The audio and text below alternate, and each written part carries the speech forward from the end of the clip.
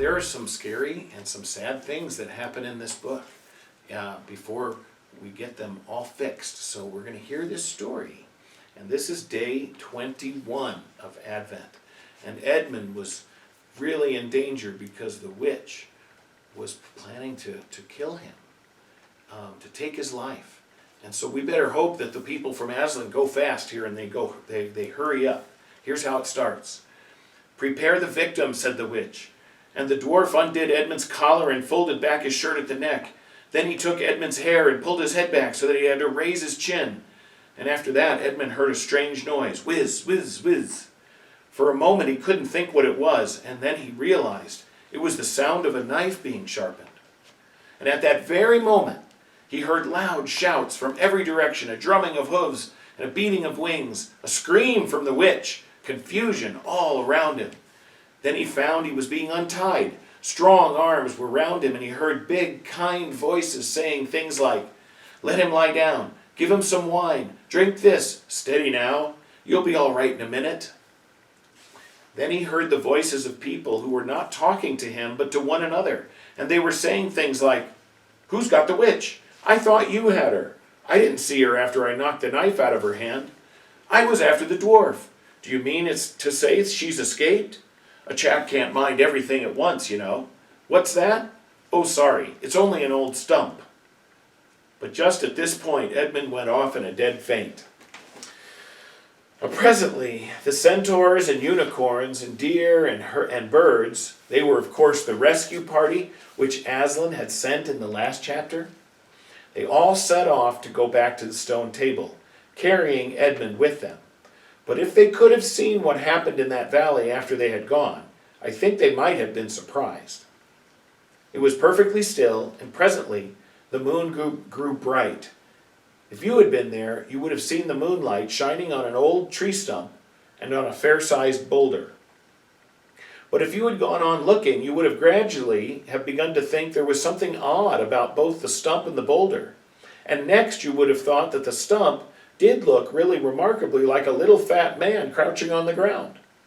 And if you had watched long enough, you would have seen the stump walk across to the boulder, and the boulder sit up and begin talking to the stump. For in reality, the stump and the boulder were simply the witch and the dwarf. For it was part of her magic that she could make things look like what they aren't. And she had the presence of mind to do so at the very moment when the knife was knocked out of her hand. She had kept hold of her wand, so it had been kept safe too. When the other children woke up next morning, they had been sleeping on piles of cushions in the pavilion. The first thing they heard from Mrs. Beaver was that their brother had been rescued and brought into camp late last night, and was at that moment with Aslan. As soon as they had breakfasted, they all went out, and there they saw Aslan and Edmund walking together in the dewy grass, apart from the rest of the court. There is no need to tell you, and no one ever heard, what Aslan was saying, but it was a conversation which Edmund never forgot. As the others drew nearer, Aslan turned to meet them, bringing Edmund with him. "Here is your brother," he said, "and there is no need to talk to him about what has passed." Edmund shook hands with each of the others and said to each of them in turn, "I'm sorry." And everyone said, "That's all right." And then everyone wanted very hard to say something which would make it quite clear that they were all friends with him again, something ordinary and natural, and of course no one could think of anything in the world to say.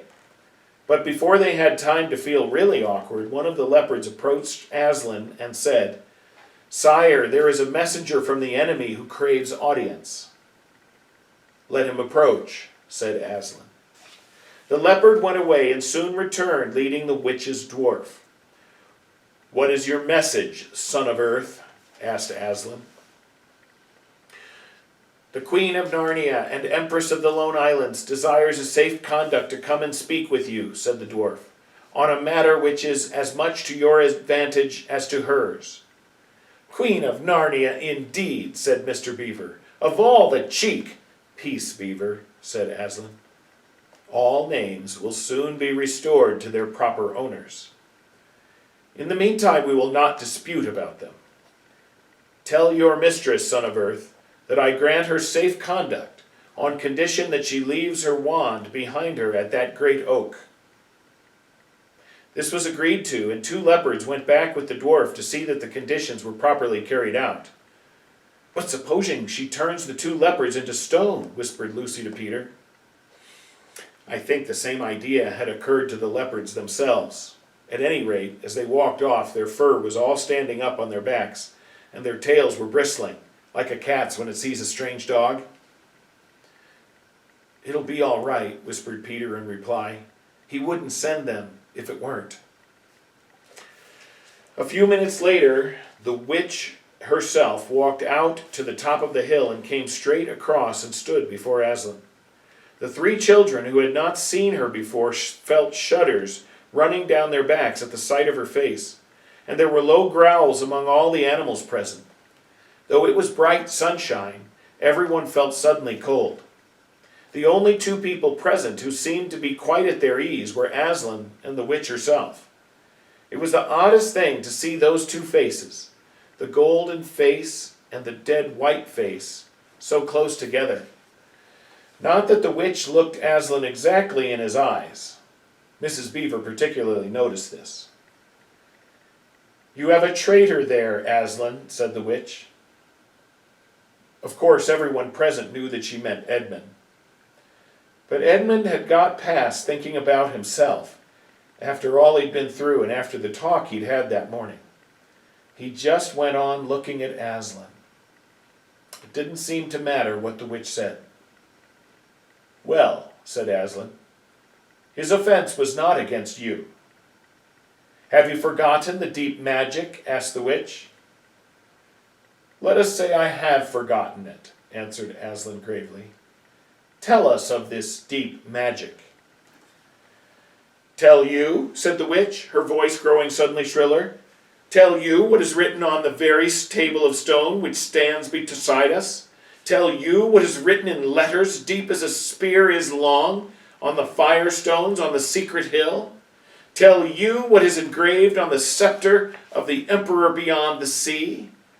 You at least know the magic which the emperor put into Narnia at the very beginning. You know that every traitor belongs to me as my lawful prey, and that for every treachery I have a right to kill."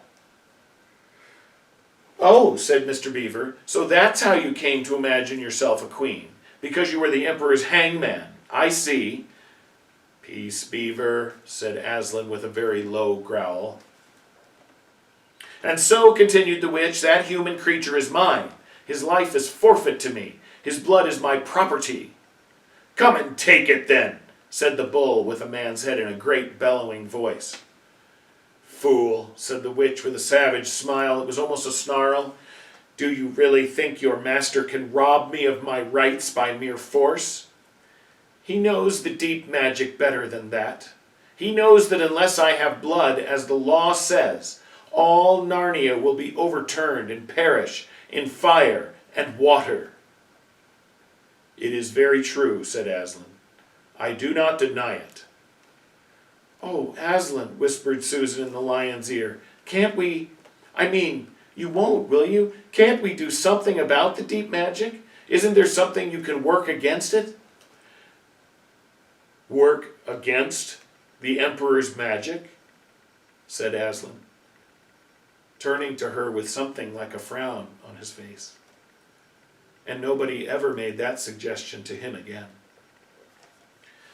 Edmund was on the other side of Aslan, looking all the time at Aslan's face. He felt a choking feeling and wondered if he ought to say something. But a moment later, he felt that he was not expected to do anything except to wait and do what he was told. "Fall back, all of you," said Aslan, "and I will talk to the witch alone." They all obeyed. It was a terrible time, this, waiting and wondering while the lion and the witch talked earnestly together in low voices. Lucy said, "Oh, Edmund," and began to cry. Peter stood with his back to the others, looking out at the distant sea. The beavers stood holding each other's paws with their heads bowed. The centaurs stamped uneasily with their hoofs.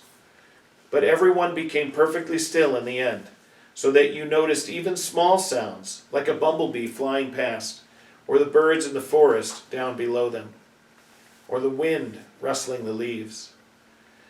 And still the talk between Aslan and the White Witch went on. At last they heard Aslan's voice. "You can all come back," he said. "I have settled the matter. She has renounced the claim on your brother's blood." And all over the hill there was a noise as if everyone had been holding their breath and had now begun breathing again, and then a murmur of talk. The witch was just turning away with a look of fierce joy on her face when she stopped and said, "But how do I know this promise will be kept?" "Ah!" roared Aslan, half rising from his throne, and his great mouth opened wider and wider, and the roar grew louder and louder, and the witch, after staring for a moment with her lips wide apart, picked up her skirts and fairly ran for her life. Whew. And we're going to stop there for tonight.